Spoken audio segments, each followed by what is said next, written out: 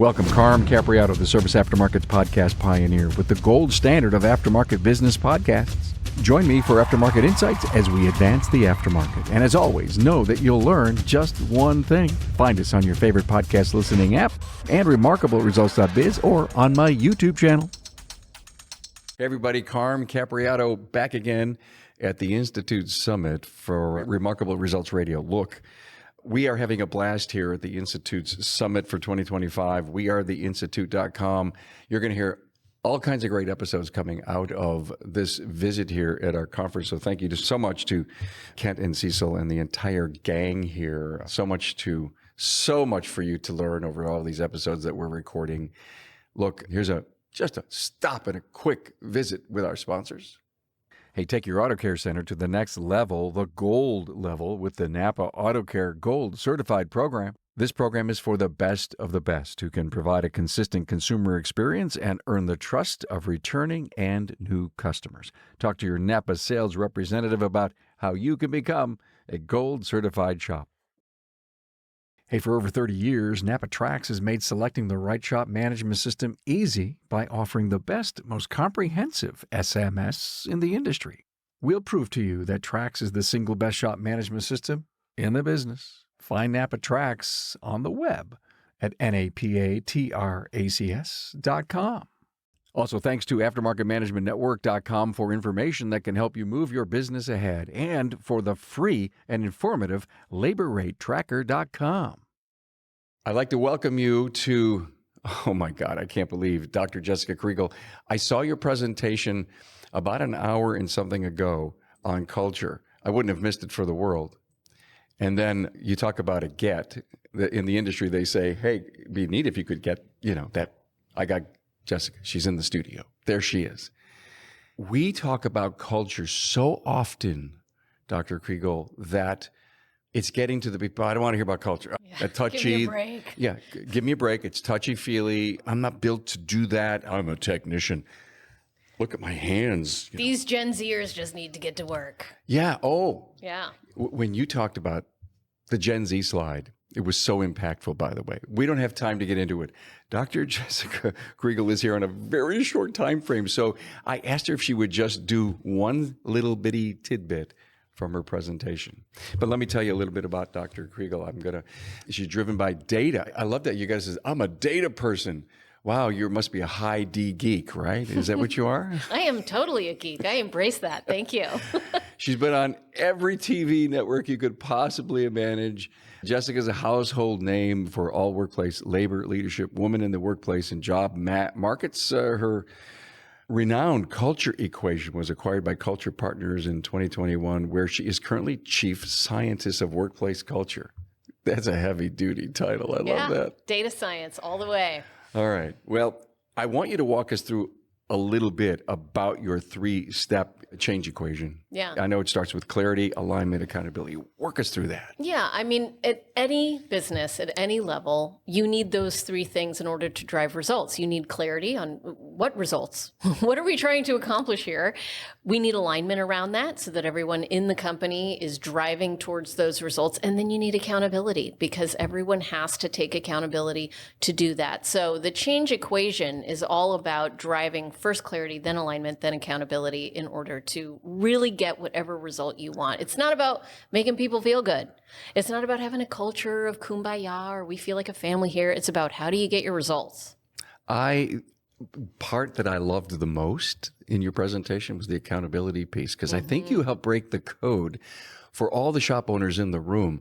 I'm not sure they're doing all of that. No, I don't think most people are. At any level, in any industry, how do you get other people to take accountability is the big head scratcher in business.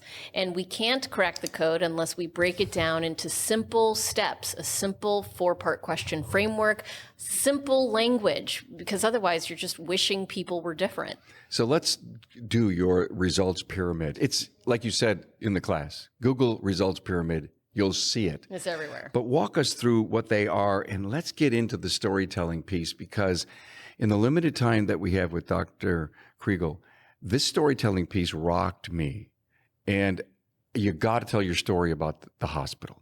Let's start. I think you picked up on what is the most important part of the talk too. So your listeners can be relieved that you may not be hearing all of it, but this is the best piece of it. Okay. The results pyramid is a model for how to get results at work. And it starts with results. First, you got to know what you're trying to achieve. So maybe you have a revenue model, a revenue goal rather, a margin goal, a safety goal. It doesn't matter what your goal is. Pick a goal, measure it. That's where we start. Now, what most leaders do is they know that results come from actions, so they focus on actions. What do we need to do in order to get that goal?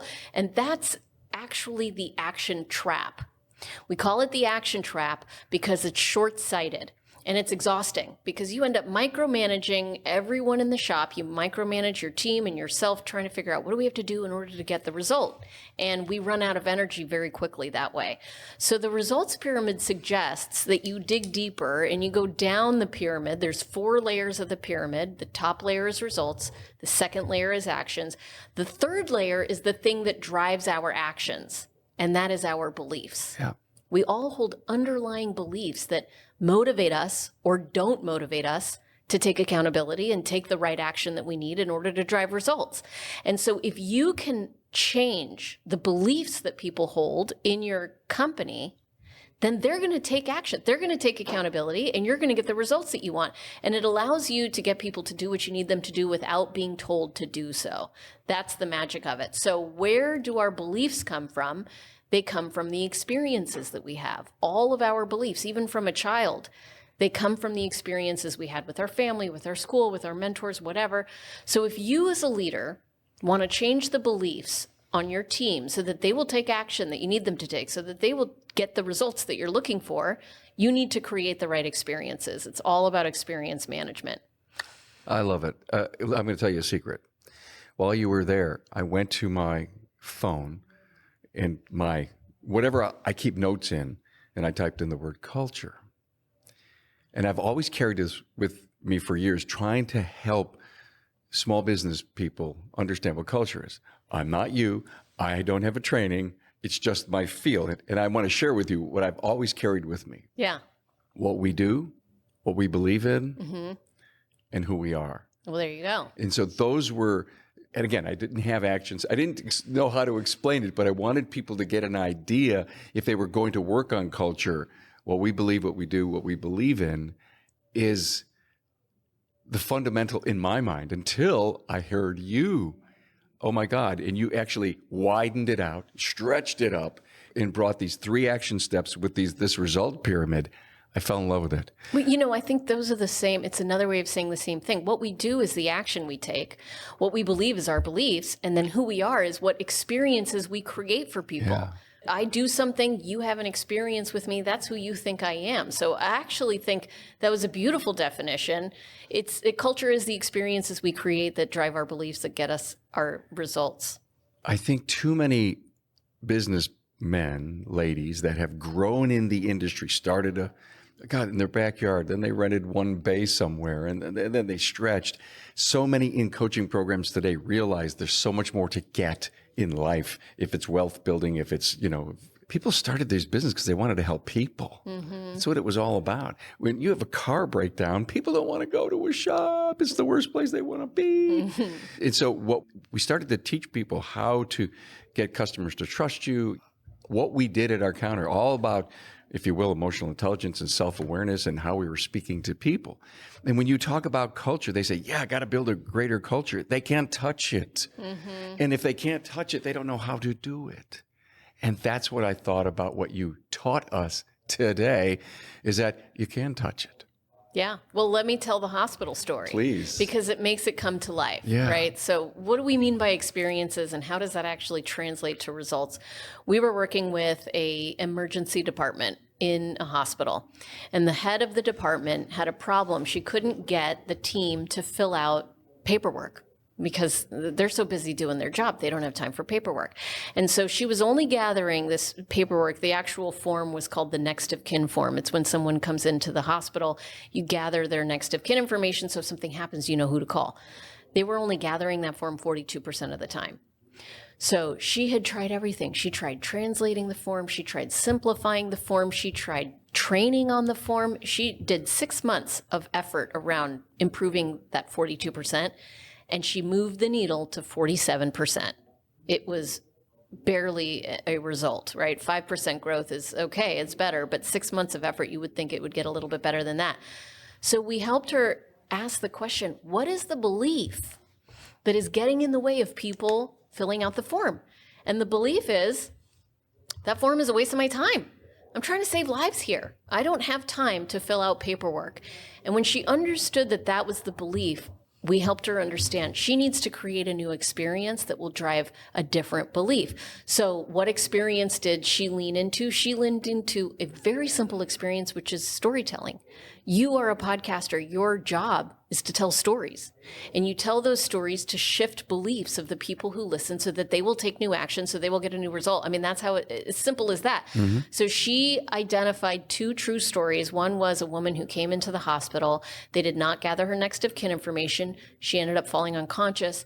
They did the best that they could, but she ended up dying. And they found out later that if they had known something about her medical history, they would have been able to save her. Second story, same hospital, different time, an older gentleman comes in. They did gather his next of kin information. He fell unconscious. They called the daughter. The daughter tells them something about some medication he's on. They adjust the protocol. They save his life. She told those 2 stories for 3 weeks, and they started collecting that information 97% of the time. Instant transformation, because the beliefs changed from the story. And those beliefs drove them to take action proactively without having been told to do so. They were taking accountability in a way that they weren't before. Now, before, it's not that they didn't care. It's that their beliefs were not aligned with the actions that the leader wanted them to take. Are you a NAPA Auto Care Center who is ready to take your shop to the next level? Then the premier tier NAPA Auto Care Gold Certified program is exactly what you need. Gold Certified Auto Care Centers provide customers with a consistent experience no matter where they are in the U.S. Now, this means they are more likely to return and support your shop or find your Gold Certified Auto Care Center while on the road. Gold Certified members can maximize technology, increase their local marketing opportunities, and have a fully trained team that keeps up with the latest trends. Simply put, the Gold Certified NAPA Auto Care program, powered by your local brand, will set you apart. A true partnership is a two-way street. Shops must meet specific criteria to be eligible for the many benefits of Gold. Now, NAPA Auto Care rewards its most committed partners, their Gold Certified members, with free premium shop referrals on the NAPA online locator, annual marketing dollars, an enhanced warranty, training opportunities, program rebates, and so much more. Are you ready to get started? Contact your local NAPA sales representative to discuss your eligibility and apply today. More than 16% of light-duty vehicles on the road are EV and hybrid. Is your shop ready to safely and properly service them? Get your shop trained and equipped to service hybrid and EV vehicles with NAPA Autotech's innovative EV-ready Level 1 high-voltage awareness and maintenance training. Hey, take your Auto Care Center to the next level, the gold level, with the NAPA Auto Care Gold Certified program. This program is for the best of the best who can provide a consistent consumer experience and earn the trust of returning and new customers. Talk to your NAPA sales representative about how you can become a Gold Certified shop. Hey, let's face it, your shop management system is the single most important tool in your shop, period. NAPA Trax has made selecting the right shop management system easy by offering the industry's best, most comprehensive SMS. Now, it all starts when a local representative meets with you to learn about your business and how you need to run it. After all, it's your shop, so it's your choice, and having local representation is a huge plus. Customizing Trax to your business, whether you're a one-person shop or a large multi-bay or multi-location company, a representative consults with you to help optimize your shop's workflow, efficiency, and profitability. Trax always has the flexibility to do business how you need to do it, which means it can also grow as your business grows. And unlike the other guys, we'll be there for you after installation with the best training and support in the business. Yes, a learning management system tailored to each role in your company. Simply put, Trax was designed and built for shop owners just like you. Visit us on the web at NAPA Trax, that's NAPATRACS.com. Hey, did you know at automotivemanagementnetwork.com you can find an SOP, a checklist, forms, along with policies and procedures that can help you move your business ahead? Well, sometimes you just need a little motivation to write a policy if only you had something to review and then make your own. You can save so much valuable time when you can grab a document from our library, make a few adjustments for your shop, and move to your next task. There are more than 350 searchable documents, with new documents arriving soon at automotivemanagementnetwork.com. When I think of healthcare, I think of the culture of caring, but they weren't demonstrating that. Well, they were caring, but they believed that the best way to care was to focus on the treatment in that moment and not the paperwork. And not the paperwork, not the form. They didn't connect the dots between the paperwork and care. Their belief was misaligned. So you just had to shift the belief. And now all of a sudden they're like, wait, this form saves lives. We got to fill out this form. So if we have a culture of caring for our customer's vehicle because they earn their living with it, they take the kids places, they go to sports games, it is their vehicle of freedom and economies, and we don't do the things inside to make it right the first time and look comprehensively at that vehicle by making sure that if they're just in here for one thing, but we see something else and we didn't tell them, then the belief in our company and the belief that we're in this caring culture for our client's vehicle, it's breaking down all the time. I happen to know this to be true in many cases. And that's why this culture of caring and this story, we did an interview with Parker Branch just before that, and he's really known well for sitting down with his counter service advisors at least twice a day. His manager does. And this is really cool. You're going to love it. I said, so I know when I talked to you last year, you said you tell stories. He goes, all the time.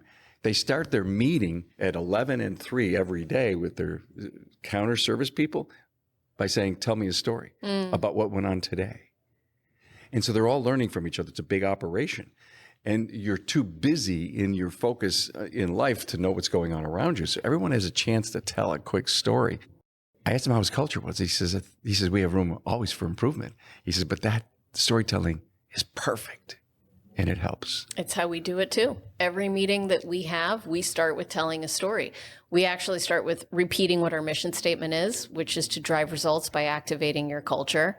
And then we talk about our key results that we're trying to achieve. We got a bookings goal, an EBITDA goal. We have a client NPS goal. And then we tell stories. We recognize each other for work that they did that was aligned with our beliefs and helping us drive results. And by recognizing someone publicly, that's actually a story that other people are listening to. When you did this, you were demonstrating that belief, and that's going to help us drive this result. Thank you so much. It's both recognition and a story. It's double whammy, and those are some of the best stories. How'd you become a culture guru? Guru hardly.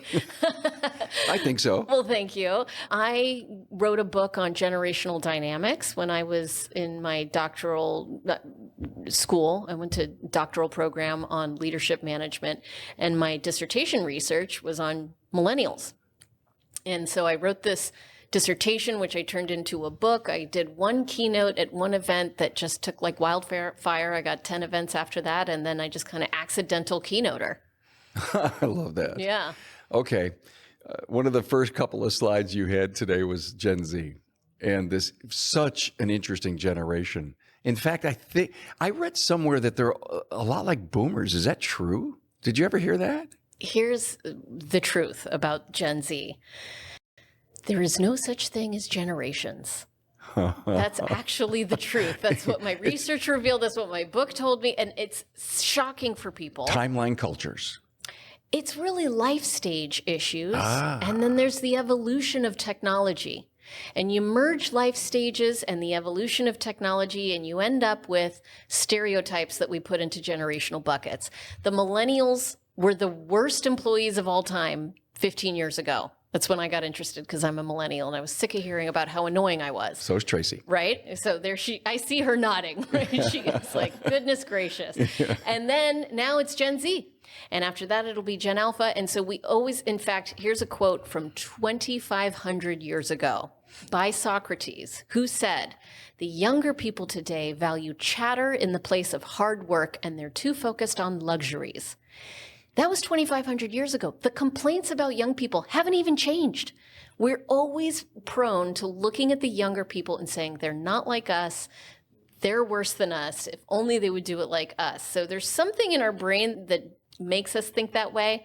It's a bunch of stereotypes, though. It is. And as owners, do we each generation different? Or do we just go to the Gen Zs? Listen, come on, we're going to do a culture class. We want to bring you on board.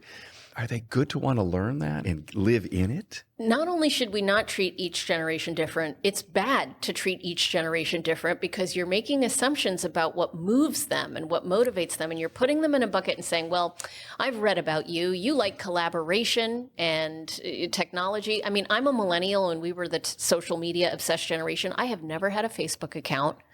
I've never done any of that stuff. That's because I was like, well, that's a popularity contest that I'm probably going to lose. And I don't want to play if I'm going to lose because I'm not motivated by competition. And so I break the stereotypes. And when you put people into labels, you're missing the opportunity to really see them and connect. Did you have an AOL account? Yeah, when you were young? Yeah, that was my first email. I had an AIM account. We used to instant message each other. Yeah, Tracy's shaking her head because we've recently talked about that. And I go, did you have a dial-up modem? Yeah.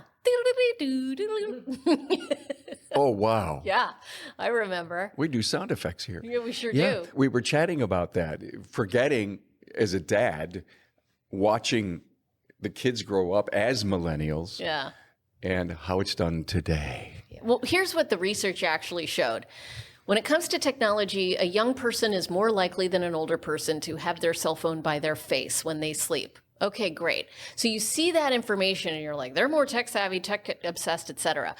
There's also been research done on technology adoption at work.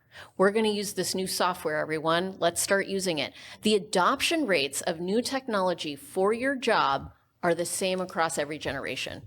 Really? Baby boomers at work are not less likely to say, okay, fine, I'll use this new system. Everyone understands you got to use a system. Some people resist, some people don't, but that doesn't change by generation when you're looking at work specifically. Loyalty at work, for example. You hear that baby boomers are more loyal than Gen Z, and the Employee Benefits Research Institute measures tenure based on age. And you see 25 to 35-year-olds, their average tenure is 3 years at work.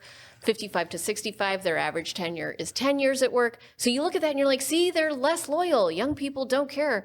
But the Employee Benefits Research Institute was doing that research 50 years ago. And 50 years ago, the numbers were exactly the same, meaning that it's a life stage issue. Young people don't stay as long as old people because they haven't figured out what they want to do yet. Is it a sell versus tell? Meaning I need to tell you what I want, or let me sell you on my idea. I mean, do different generations want to receive new process, new systems, new cultures, and they don't want to be told what to do? They want to be sold what to do. Is it any difference there? I just think some of us are sell people and some of us are tell people, and it doesn't really matter how old you are. Okay. It's really just about what makes you tick. Wow. How can we get a hold of you? I mean, is there a website we can go to? Yes, jessicakriegel.com. And I have a weekly newsletter that comes out on Wednesdays called This Week in Culture. So it's on my LinkedIn. Follow me on LinkedIn, join the newsletter, subscribe, and listen to my podcast. You have a podcast. Tell us about it. I have two podcasts now. We're about to branch out. So one is called the CEO Daily Brief and one is called Culture Leaders. And so the CEO Daily Brief, it's a 5-minute episode on what's happening right now in the world of culture and what do you need to know. Neat. Yeah. We have to get involved in that. I love that because even for our entire industry, we need a culture injection. Mm-hmm. Thanks for giving it to us. Appreciate you being here. Dr. Jessica Kriegel. Wow. I got her in the studio. This is great. Thanks so much for having me. Thank you.